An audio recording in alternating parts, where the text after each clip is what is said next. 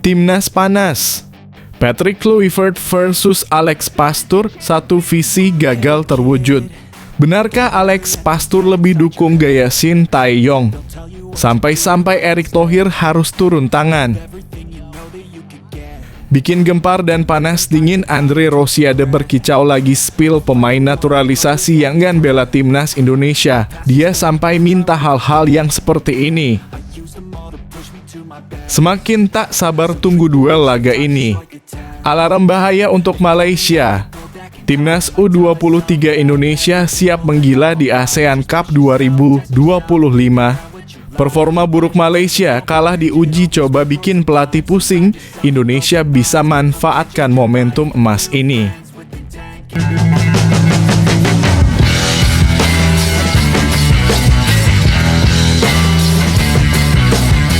Sebelum kita lanjut ke berita terlengkapnya, alangkah mulianya bagi kalian untuk tekan tombol like, dan yang belum subscribe, tolong subscribe channel ini. Timnas panas. Patrick Kluivert versus Alex Pastoor, satu visi gagal terwujud. Benarkah Alex Pastoor lebih dukung gaya Shin Tae-yong? Sampai-sampai Erick Thohir harus turun tangan. Kabar tak sedap menghampiri skuad timnas Indonesia menjelang bergulirnya ronde keempat kualifikasi Piala Dunia 2026 zona Asia. Setelah pencapaian historis lolos ke fase lanjutan, kini atmosfer internal tim disebut-sebut tengah memanas akibat friksi antara pelatih kepala Patrick Kluivert dan asistennya Alex Pastoor. Kabar ini pertama kali beredar dari sejumlah sumber internal tim yang menyebutkan adanya perbedaan pandangan mendalam antara dua figur asal Belanda tersebut. Perselisihan tersebut bukan sekadar soal taktik atau strategi, melainkan menyentuh filosofi dasar dalam melatih dan membentuk tim. Alex Pastoor dikenal sebagai pelatih yang menjunjung tinggi disiplin dan struktur. Pendekatannya dianggap sangat mirip dengan gaya Shin Tae-yong, mantan pelatih timnas yang dihormati karena dedikasinya terhadap pengembangan pemain muda dan pembentukan kultur kerja keras. Sebaliknya, Kluivert lebih mengedepankan pendekatan fleksibel dan ofensif, serta masih memberikan kepercayaan besar pada pemain senior yang memiliki jam terbang tinggi. Menurut sumber yang enggan disebutkan namanya, perbedaan ini mulai terasa sejak pemusatan latihan timnas di Austria beberapa waktu lalu. Dalam sesi latihan, Pastoor disebut lebih aktif membimbing pemain muda, sementara Kluivert fokus kepada pola permainan yang melibatkan kombinasi pemain berpengalaman. Bahkan dalam beberapa momen, keduanya dikabarkan memberikan arahan berbeda kepada pemain yang berujung pada kebingungan di lapangan. Coach Pastoor sangat terstruktur.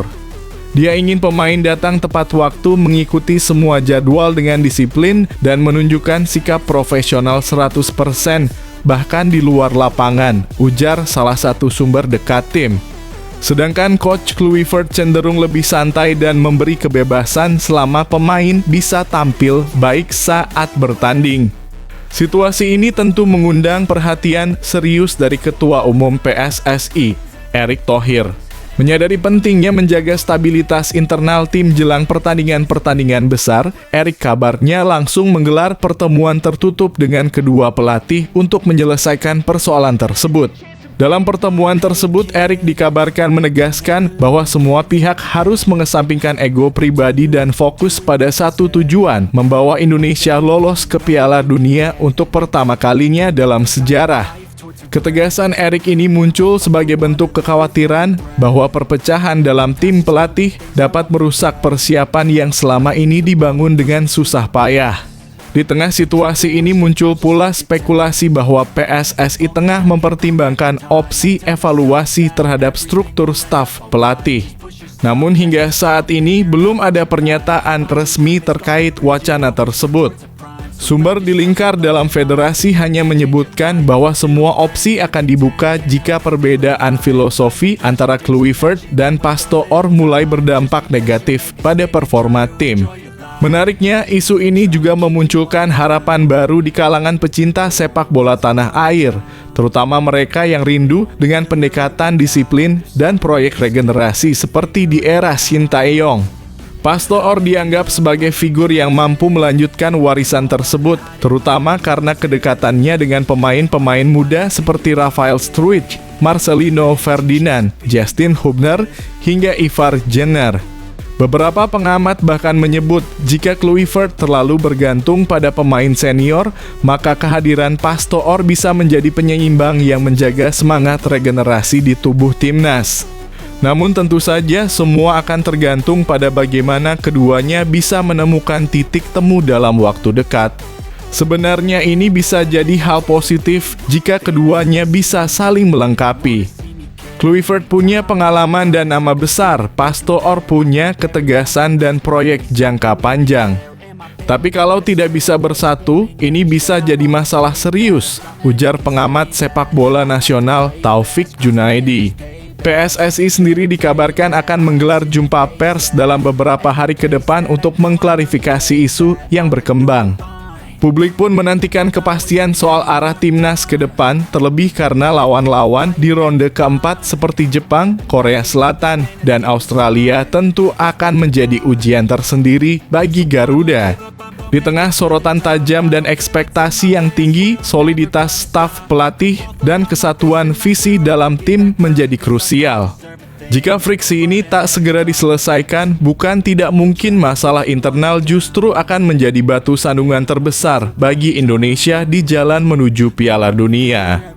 Namun satu hal yang pasti, Erick Thohir tidak tinggal diam.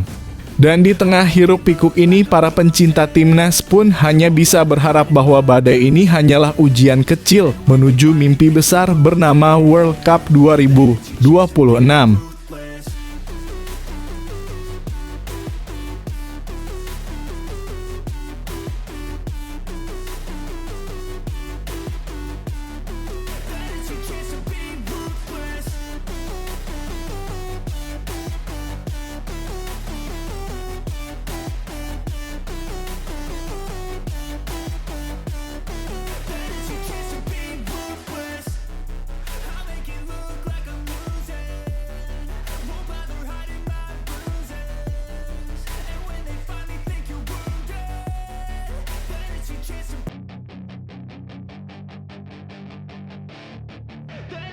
Bikin gempar dan panas dingin, Andre Rosiade berkicau lagi spill pemain naturalisasi yang enggan bela timnas Indonesia. Dia sampai minta hal-hal yang seperti ini.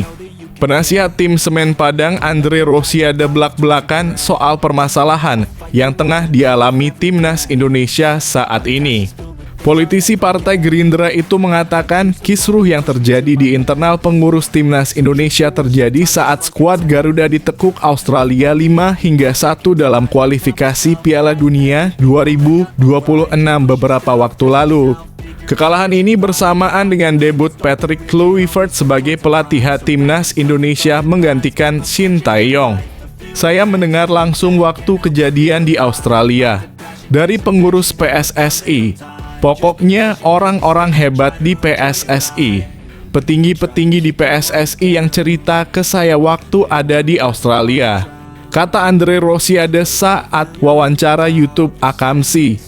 Andre Rosiade mengungkap Patrick Kluivert sempat memicu protes dari petinggi PSSI karena gaya kepelatihannya terhadap timnas Indonesia.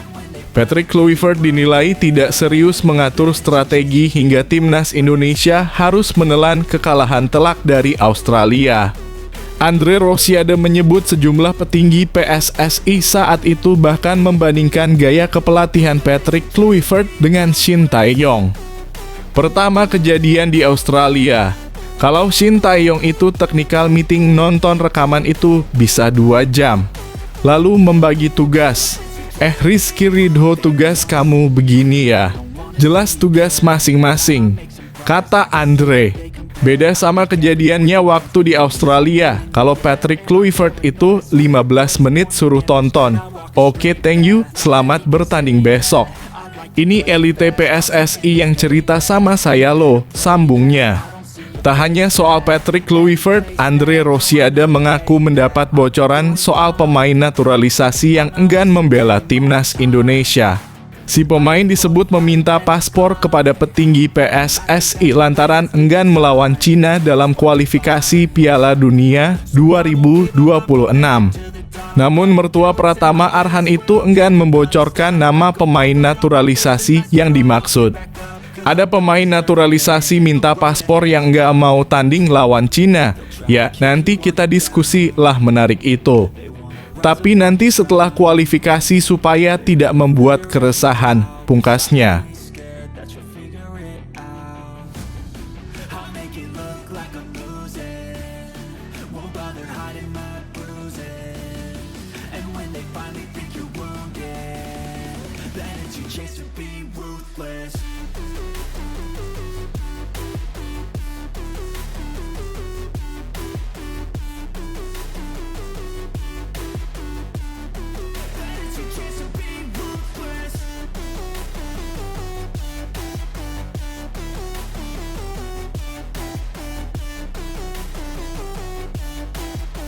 Semakin tak sabar tunggu duel laga ini. Alarm bahaya untuk Malaysia. Timnas U23 Indonesia siap menggila di ASEAN Cup 2025. Performa buruk Malaysia kalah di uji coba bikin pelatih pusing. Indonesia bisa manfaatkan momentum emas ini.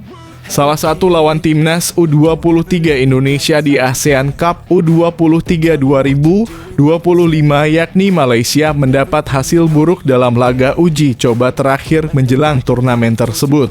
Timnas U23 Malaysia menjalani pertandingan uji coba melawan Negeri Sembilan FC di Stadion Kuala Lumpur, Sabtu dalam kurung 11 Juli 2025. Harimau Malaya Muda kalah dengan skor tipis 0-1 dari Negeri Sembilan FC. Ini adalah pertandingan uji coba terakhir tim besutan Nafuzi Zain sebelum bertolak ke Indonesia untuk ASEAN Cup U23 2025. Sebelumnya, timnas U23 Malaysia telah menjalani 2 pertandingan uji coba. Timnas U23 Malaysia menang atas Melaka FC dengan skor 4-1 pada 8 Juli 2025. Mereka juga menang atas PDRM FC dengan skor 1-0 pada 5 Juli 2025. Di ASEAN Cup U23 2025, timnas U23 Malaysia masuk ke dalam grup A. Mereka satu grup dengan timnas U23 Indonesia, Filipina, dan Brunei Darussalam. Timnas U23 Malaysia akan melawan Filipina pada pertandingan pertama di Stadion Utama Gelora Bung Karno dalam kurung SUGBK, Senayan, Jakarta pada 15 Juli 2025. Laga kedua Malaysia menghadapi Brunei di SUGBK pada 18 Juli 2025. Terakhir, Malaysia akan melawan timnas U23 Indonesia di SUGBK pada 21 Juli 2025. ASEAN Cup U23 2025 ini diikuti oleh 10 tim. 6 tim lainnya tersebar di grup C dan D. Grup C dihuni oleh Vietnam, Kamboja, dan Laos. Sementara grup D ditempati oleh Thailand, Myanmar, dan Timor Leste. Juara grup akan lolos ke semifinal. Tim runner-up masih bisa berpeluang ke semifinal dengan slot runner-up terbaik. ASEAN Cup U23 edisi sebelumnya digelar di Thailand pada 2023. Pada edisi tersebut, Vietnam keluar sebagai juara. Vietnam mengalahkan timnas U23 Indonesia di final lewat adu penalti dengan skor 6-5 usai bermain imbang 0-0. Thailand finish peringkat ketiga. Sementara Malaysia menjadi tim peringkat keempat.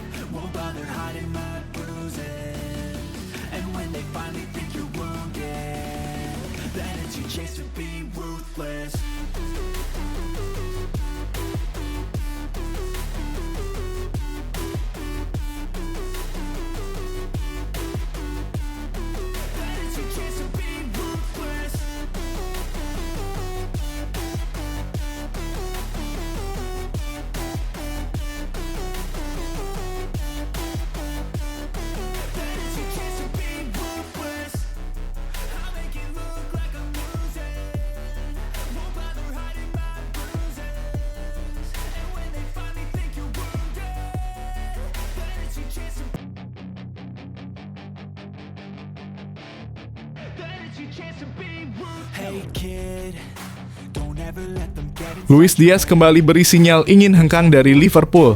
Bayern Munchen serius mengintai drama transfer kembali mengelilingi Luis Diaz. Winger asal Kolombia itu kembali jadi sorotan usai muncul laporan bahwa dirinya terbuka untuk hengkang lebih cepat dari Liverpool, khususnya pada bursa transfer musim panas 2025 ini. Padahal kontrak Diaz bersama The Reds masih menyisakan 2 tahun. Sebelumnya ia sempat menyatakan komitmennya untuk menghormati masa baktinya di Anfield. Namun, situasi tampaknya berubah dan cukup cepat.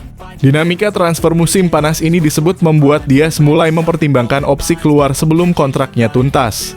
Ketertarikan dari sejumlah klub top Eropa pun membuat Liverpool berada dalam posisi dilematis, mempertahankan pemain kunci atau melepasnya dengan harga tinggi. Salah satu klub yang paling serius memburu tanda tangan Diaz adalah Bayern Munchen. Menurut laporan yang dikutip dari jurnalis terpercaya Florian Plettenberg, raksasa Bundesliga itu tengah memantau situasi Diaz dengan serius. Bahkan disebut telah melakukan kontak langsung antara Direktur Olahraga Max Eberl dan agen Diaz. Max Eberl telah mengadakan pembicaraan baru dengan manajemen Diaz dalam beberapa hari terakhir. Seperti yang dilaporkan, Bayern tetap tertarik pada Diaz. Belum ada kesepakatan atau penawaran, ujar Plettenberg. Meski belum ada proposal resmi, langkah Bayern menunjukkan bahwa potensi transfer ini bukan sekadar rumor biasa. Jika benar-benar terjadi, ini bisa menjadi salah satu pergerakan besar di musim panas. Nah, bagaimana menurut kamu fans Liverpool dan pengamat sepak bola? Apakah Diaz pantas dilepas sekarang untuk menghindari kehilangan nilai jual? Atau justru Liverpool harus mati-matian mempertahankannya sebagai bagian dari rencana jangka panjang? Yuk, tulis komentar kamu di bawah.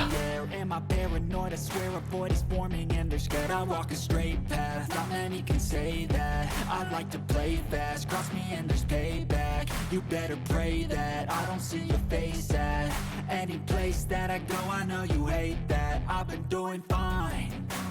I'm not wasting any more time. I live for the fight and the climb, and I think that the pain that's deep inside is what defines. So I won't give up, I'm gonna make it to the top. I don't care what's in my way, I swear I'm never gonna stop. I could fall flat on my face and I swear I will get back up, cause I don't deserve a thing and the road ahead is tough. They'll try to kick you while you're down. They wanna rise up while you drown. They wanna fill your head with doubt. They're silently scared that you'll figure it out. I'll make it look like I'm losing, won't bother hiding my bruises.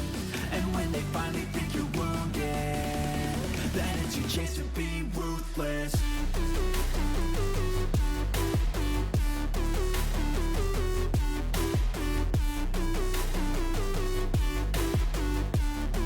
Then it's your chance to be ruthless.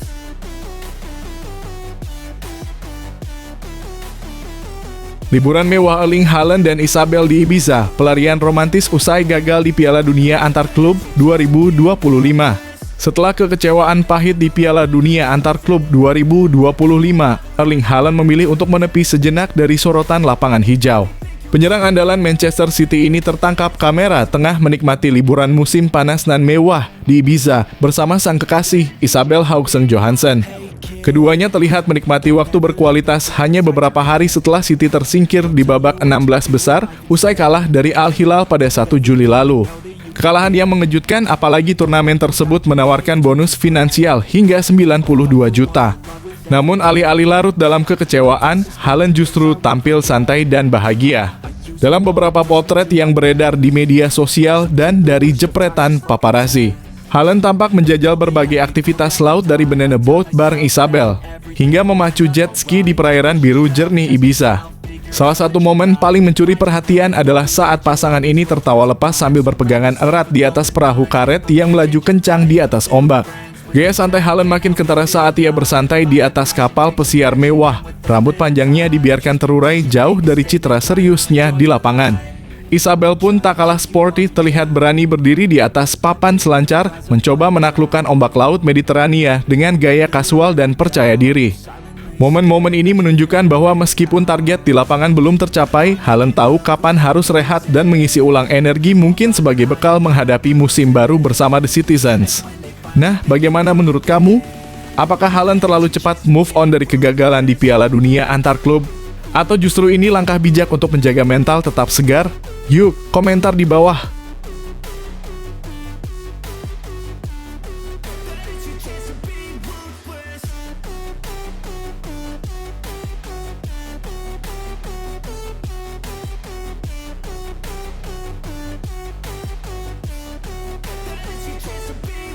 They don't wanna see me make it, they don't wanna see me care. Anytime I make some progress, I can see that they compare. I think everyone's against me, maybe something in the air. Am I paranoid? I swear a void is forming and they're scared. I walk a straight path, not many can say that. I like to play fast, cross me and there's payback. You better pray that I don't see your face at any place that I go. I know you hate that. I've been doing fine, I'm not wasting any more time. I live for the fight and the climb, and I think that the pain that's deep inside is what Di balik sukses Chelsea tembus final, ada masalah serius yang menanti Maresca. Chelsea sukses melaju ke final Piala Dunia antar klub 2025, sebuah pencapaian membanggakan yang juga mendatangkan keuntungan finansial besar bagi klub. Namun di balik euforia tersebut ada sejumlah masalah serius yang tak bisa diabaikan dan beban besar itu kini ada di pundak pelatih anyar Enzo Maresca. Pelatih asal Italia ini memang baru memulai era barunya di Stamford Bridge, tapi PR berat sudah menumpuk. Menurut laporan Express Sport, ada 3 isu utama yang harus segera ditangani Maresca sebelum Premier League musim 2025/2026 resmi dimulai. Isu pertama adalah posisi penjaga gawang yang masih belum stabil. Kedua, penyerang tengah yang belum bisa memberikan jaminan ketajaman. Dan ketiga, yang tak kalah penting, perampingan skuad yang kini dinilai terlalu gemuk dan tak efisien. Beberapa nama pun sudah dikaitkan dengan potensi keluar.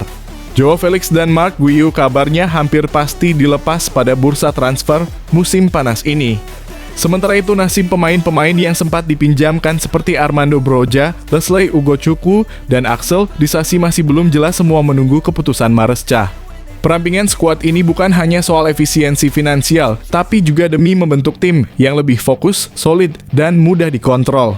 Dengan musim panjang dan penuh tantangan di depan mata, skuad yang ramping namun kompetitif jelas akan jadi kunci sukses Chelsea di bawah Maresca. Nah, bagaimana menurut kamu fans The Blues? Apakah Maresca bisa mengatasi semua masalah ini tepat waktu? Atau justru ini jadi awal dari tantangan berat yang berujung kegagalan? Yuk, tulis pendapat kamu di kolom komentar. use them all to push me to my best. So treat the worst of times just like a test. If only I could go back in time, I'd tell myself that everything will end up alright. Just push yourself, test yourself, figure out what you like, and find your limits, don't be rigid, always work towards a prime. Surround yourself with open minds, people can change your life. A few friends with intent can help you feel alive. Find a passion, take some action, and with a little time, just be patient, make a statement, try to enjoy your life. They'll try to kick you while you're down, they wanna rise up while you drown. They wanna fill your head with doubt. They're silently scared that you'll figure it out. I'll make it look like I'm losing, won't bother hiding my bruises. And when they finally think you're wounded, then it's your chance to be ruthless. Resmi, Manchester United gait striker muda Prancis langsung dipinjamkan ke Swiss. Manchester United terus bergerak dalam membangun fondasi masa depan. Kali ini mereka resmi merekrut Enzo Canabi, striker muda berbakat asal Prancis berusia 18 tahun dari klub Ligue 1 Le Havre.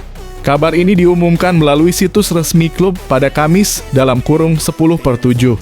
Dalam pernyataannya, United menyambut sang pemain dengan hangat. Semua orang di United ingin menyambut Enzo ke klub dan mendoakan yang terbaik baginya selama masa peminjamannya, tulis Manchester United melalui laman resmi. Canabi adalah produk Akademi Le Havre, sebuah akademi yang dikenal luas dalam mencetak talenta berkualitas dari Paul Pogba hingga Riyad Mahrez. Dan kini giliran Canabi yang mencoba peruntungan di level tertinggi. Namun sang striker muda tak langsung memperkuat setan merah di musim ini. Klub mengonfirmasi bahwa ia akan dipinjamkan ke Lausanne Sport tim Swiss yang berlaga di Swiss Super League. Langkah ini dilakukan agar Canabi bisa mendapatkan menit bermain reguler di level senior dan terus berkembang. Dengan langkah ini, Manchester United menunjukkan keseriusannya dalam mengembangkan talenta muda secara bertahap. Jadi, menurut kamu, apakah Enzo Cannabihik bisa jadi bintang masa depan United? Atau ini hanya sekadar pembelian prospek tanpa jaminan sukses? Yuk, tulis pendapat kamu di kolom komentar.